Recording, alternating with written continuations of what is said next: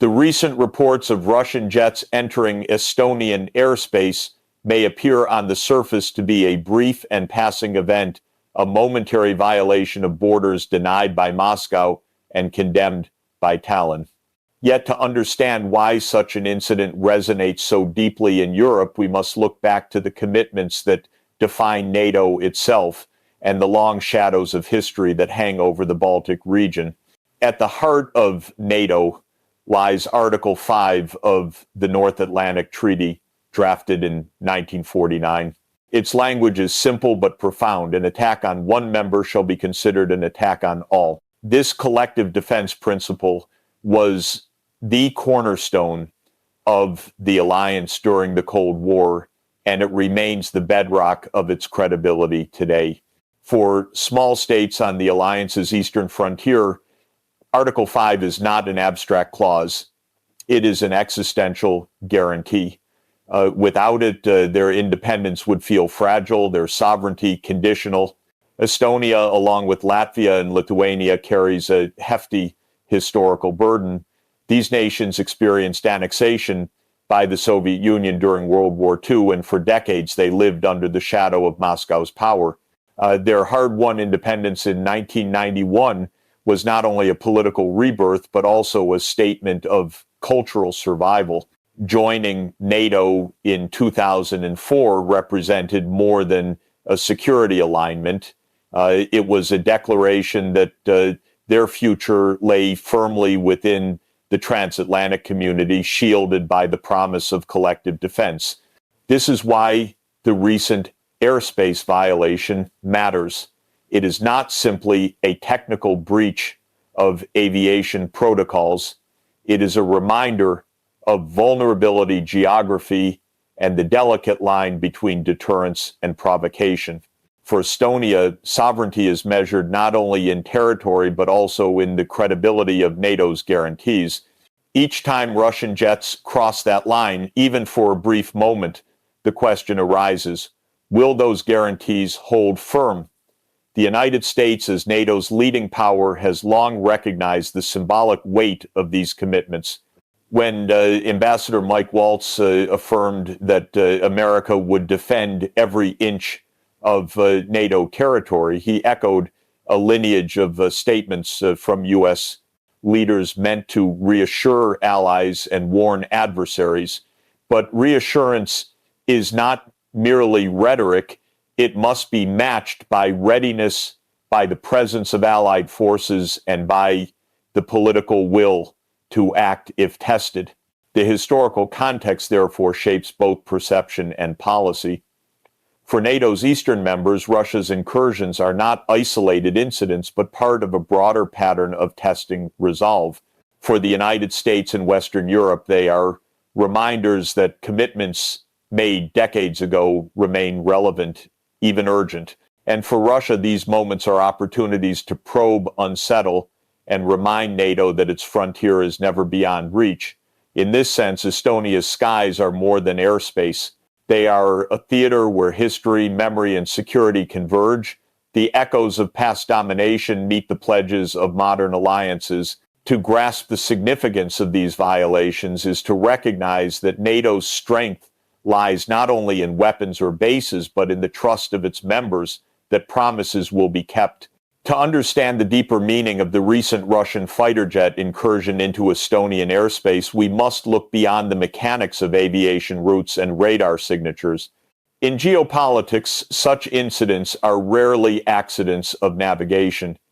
They are messages, deliberate signals sent to adversaries and allies alike.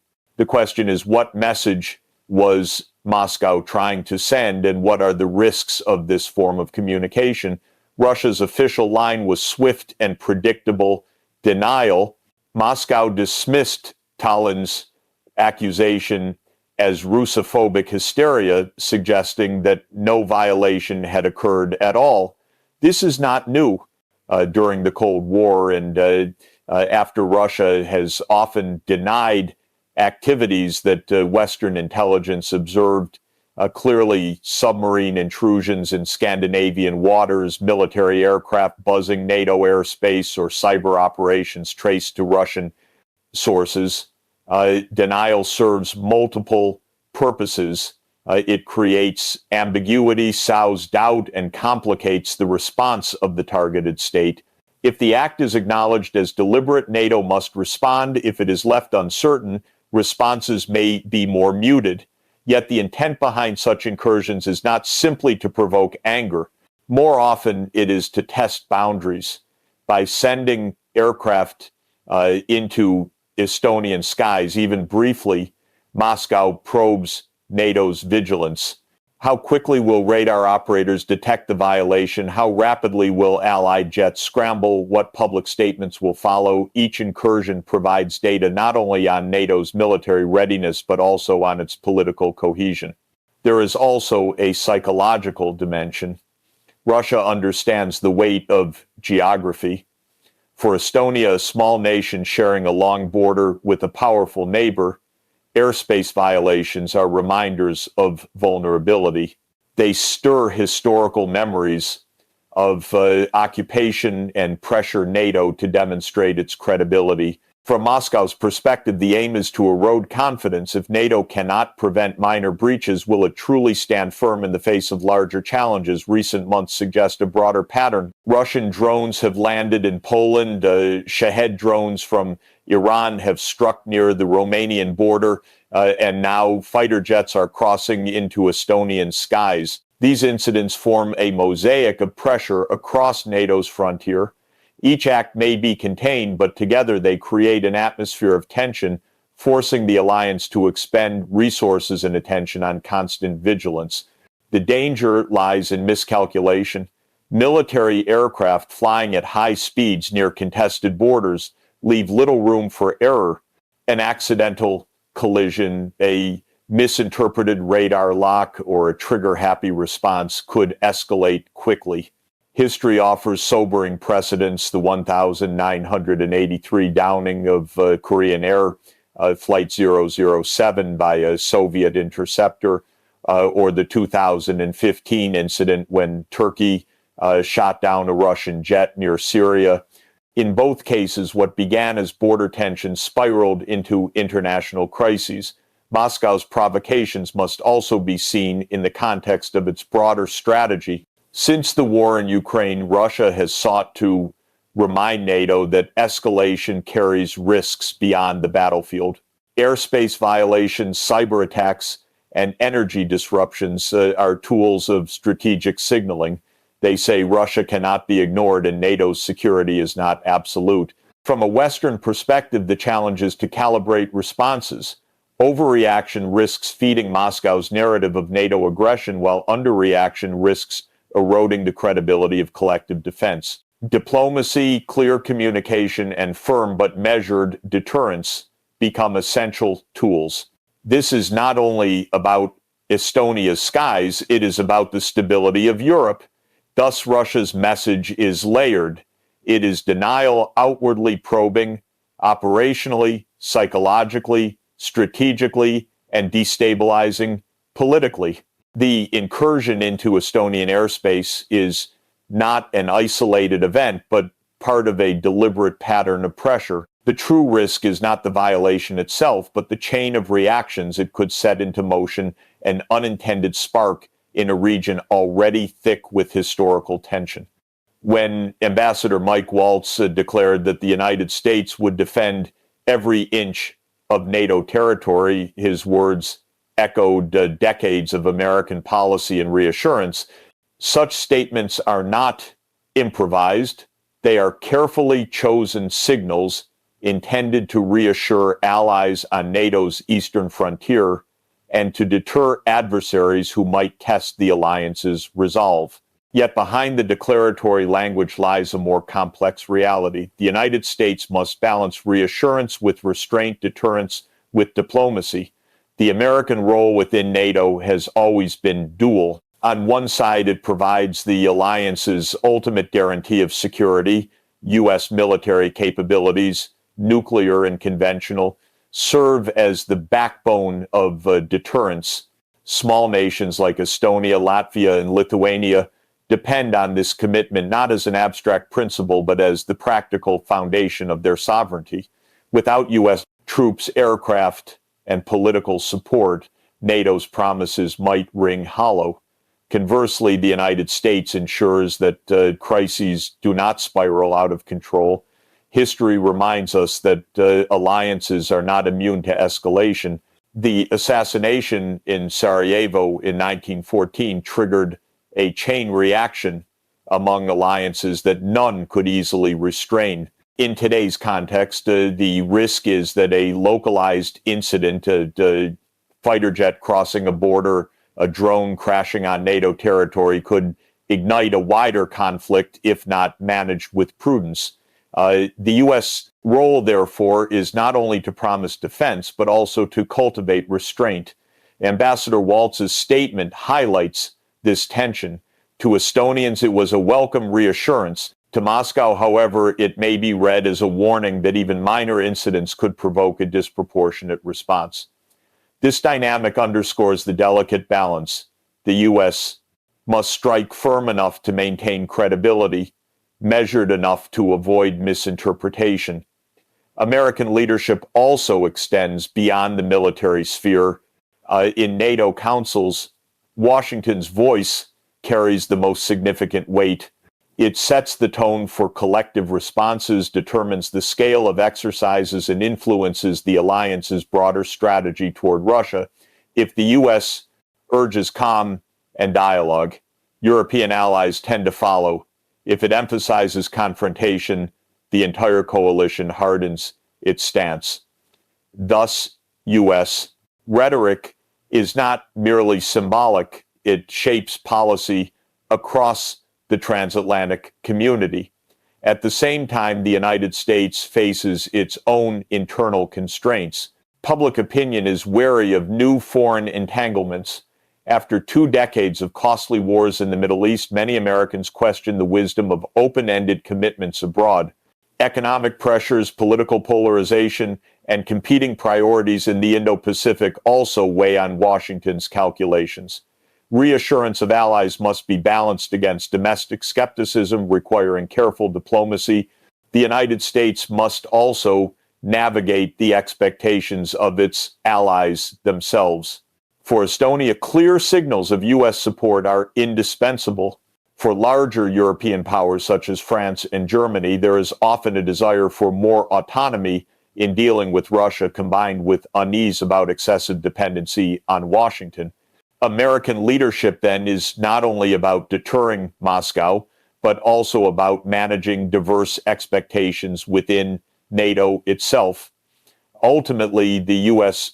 role in this incident illustrates the paradox of leadership in a volatile world. America must project strength without inviting escalation, provide reassurance without fostering dependency, and uphold NATO's credibility while recognizing the limits of military solutions. The challenge is immense, but so too is the responsibility. The incursion into Estonian skies may fade from the headlines, but the questions it raises remain urgent. How can the U.S. to deter Russia without provoking it? How can it uphold NATO's unity while respecting Europe's own voice? And how can it sustain global commitments while addressing domestic constraints? These are not merely tactical questions. They go to the heart of America's role in the 21st century. For Europe, the incursion of Russian jets into Estonian airspace was more than an isolated episode. It was a reminder of geography, history, and the enduring vulnerability that defines the continent's eastern frontier. While the United States offers the ultimate guarantee of NATO's defense, Europe lives with the daily consequences of escalation, proximity, and uncertainty. Estonia's response clearly captures this sentiment. Its foreign minister described the airspace violation as a destabilizing escalation, emphasizing that such acts are not minor irritations but potential triggers for wider instability. For small Baltic states, the line between routine and existential is thin. Their sovereignty is inseparable from the credibility of NATO's deterrence, and every breach tests that credibility. Yet Europe as a whole faces a more complicated dilemma. On the one hand, solidarity with Estonia is essential. NATO's unity depends on the principle that all members, regardless of size, enjoy the same protection. To ignore or downplay violations of Baltic sovereignty would erode the alliance from within. On the other hand, Europe also recognizes the dangers of perpetual confrontation with Russia. Unlike the United States, which is buffered by oceans, Europe shares borders, energy pipelines, and deep historical entanglements with its eastern neighbor. Russia, for its part, frames the confrontation in starkly different terms. Moscow dismissed Estonia's protest as Russophobic hysteria and accused Europe of abandoning Enlightenment values for primitive hatred of Russia. This rhetoric is not incidental. It is designed to deepen Europe's internal divisions between those who favor unyielding confrontation and those who seek avenues for dialogue.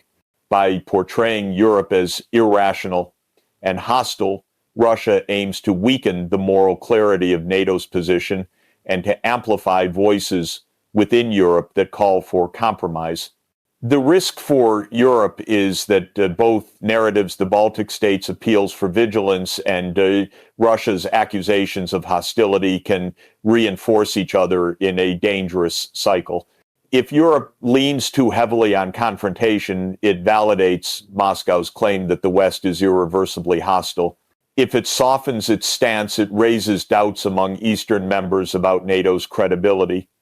Caught between these pressures, Europe struggles to define a coherent long-term strategy. The energy crisis of recent years illustrates this dilemma vividly. By reducing dependence on Russian gas, Europe gained strategic resilience, but at a significant economic cost. Industries in Germany, Italy, and Central Europe faced higher prices and reduced competitiveness. Citizens endured rising utility bills and inflationary pressures. These sacrifices were justified as necessary for security, yet they also highlighted the profound economic stakes of geopolitical choices. Airspace violations may be symbolic, but the underlying reality is that Europe's confrontation with Russia touches livelihoods and borders. In this context, Europe's challenge is not simply to respond to provocations, but to craft a balanced approach that preserves security while avoiding escalation. This requires both solidarity with vulnerable members and a recognition that long-term stability cannot be built solely on deterrence. Dialogue, however limited, must remain open. History shows that even during the Cold War, communication channels were essential to prevent accidents from spiraling into crises. Europe's dilemma, then, is one of balance. It must defend the principle of sovereignty in the Baltic while acknowledging its dependence on economic stability and the dangers of permanent hostility with Russia. The incursion into Estonian airspace is a test not only of NATO's vigilance, but of Europe's ability to navigate the fine line between firmness and flexibility. Ultimately, Europe's fate lies in its capacity to combine unity with nuance. Too rigid a posture risks confrontation. Too soft a stance risks abandonment. Between these extremes lies the difficult art of diplomacy, an art that Europe must rediscover to manage the uncertainties of its eastern frontier. When Russian jets briefly crossed Estonian airspace, the event was quickly reported, condemned, and denied. It was, in a sense, routine, yet history teaches us that such routine incidents are anything but trivial. Moments like these remind us how easily small sparks can ignite larger fires if not cautiously managed. To understand this danger, we must look back at the lessons of the past century. During the Cold War, airspace violations, naval encounters, and military exercises often brought adversaries to the edge of confrontation. In 1960, a U.S. U-2 spy plane was shot down over Soviet territory, derailing a planned summit between Eisenhower and Khrushchev. In 1962, the Cuban Missile Crisis showed how miscalculations and misperceptions could push the world to the brink of nuclear war. And in 1983, the Soviet Union downed Korean Air Flight 007, believing it to be a U.S. reconnaissance aircraft, killing nearly 300 civilians and triggering a wave of outrage and fear. Each of these moments underscores the fragility of peace when military assets operate in contested or sensitive zones. Yet history also provides examples of restraint. During the 1,970 seconds, despite deep rivalry, the United States and the Soviet Union developed hotlines and communication protocols to manage crises. The Helsinki Accords of 1975 created mechanisms for dialogue even while ideological hostility remained intense. These efforts did not eliminate danger, but they provided channels through which misunderstandings could be clarified before they escalated. The lesson is clear: communication is not a luxury in rivalry periods, it is a necessity. Applied to today's Baltic region, this lesson is urgent. NATO and Russia operate in proximity. Fighter jets, drones, and naval vessels cross paths daily. Each side interprets the other's movements through the lens of suspicion. Without reliable communication, the risk of accidental escalation grows. An Estonian radar operator misreading an aircraft's intentions or a Russian pilot interpreting a NATO scramble as aggression could set off a chain reaction. Once such incidents occur, political leaders are under immense pressure to respond forcefully, even if the initial event was unintended. Another lesson from history is the danger of narratives. In 1914, Europe's alliances and rivalries created an environment where leaders viewed confrontation as inevitable. Each incident, assassinations, ultimatums, mobilizations, was interpreted through a lens of hostility, leaving little room for de-escalation. The world stumbled into war not because one event demanded it, but because mistrust made every event a trigger. Today, NATO and Russia risk falling into a similar trap where each airspace violation or deployment of forces is seen not as an isolated act, but as proof of inevitable conflict. Restraint, therefore, must be cultivated consciously. It requires leaders on both sides to acknowledge the risks of misinterpretation and to maintain channels of dialogue even when political relations are strained. It requires military protocols prioritizing safety over provocation, ensuring that aircraft keep safe distances and that incidents are investigated transparently. And it requires public rhetoric that avoids inflaming tensions unnecessarily. The Estonian incident, minor though it may seem, is a reminder of how fragile stability can be when great powers confront one another at close range. History tells us that peace is not preserved by strength alone, but by the wisdom to recognize how easily strength can be misread. The Cold War ended not only through deterrence, but also through dialogue treaties and a recognition of shared vulnerability. That lesson remains as relevant today as it was then. The brief violation of Estonian airspace by Russian fighter jets may one day be remembered as a footnote, quickly overshadowed by larger events. Yet its significance lies not in the seconds that aircraft spent above Estonian territory, but in what it revealed about the precarious balance of our time. Such incidents are minor in scale, but they touch upon the most fundamental questions of war, peace, and security in Europe. For NATO, the episode is a test of credibility. The alliance's strength rests on the conviction that its promises will be kept, that every inch of its territory will be defended. If that assurance is doubted, the deterrent weakens. Estonia, Latvia, and Lithuania, with their painful history of foreign domination, look to NATO not only for military protection, but also for psychological reassurance that their sovereignty is secure. Each breach, no matter how minor, challenges that confidence. For Russia, the incident is part of a strategy of pressure by sending signals across NATO's frontier, whether drones in Poland, jets in Estonia or cyber attacks elsewhere, Moscow keeps the alliance off balance. It reminds the West that Russia can unsettle, probe, and disrupt at will, yet this approach carries risks for Moscow as well. Every violation strengthens NATO's resolve, increases allied defense spending, and deepens transatlantic unity. What Russia portrays as boldness may, over time, isolate it further. For Europe, the episode underscores vulnerability. Unlike the United States, Europe is not protected by oceans. Its cities, industries, and borders lie within immediate reach of Russian power. The continent's economic well-being is directly affected by geopolitical shocks, from energy prices to trade disruptions. Europe's dilemma is to maintain solidarity with its eastern members while avoiding a spiral of confrontation that erodes its own prosperity.